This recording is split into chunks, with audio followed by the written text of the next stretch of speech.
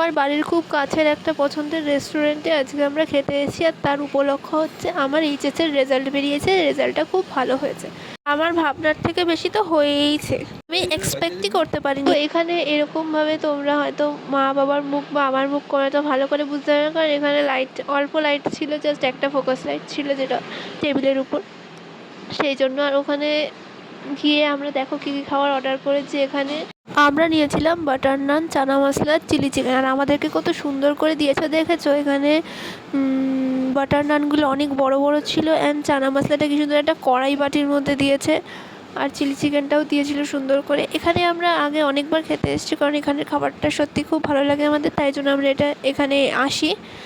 And এখানে এখন আমি খেয়ে নিচ্ছি, আর আমার গলাটা একটু অন্যরকম লাগছে। আর এই মিনি ব্লগটা অতটাও সারাদিনের নয় বলে খুব ছোট নয়, মানে খুব কম কন্টেন্ট আছে এটার মধ্যে।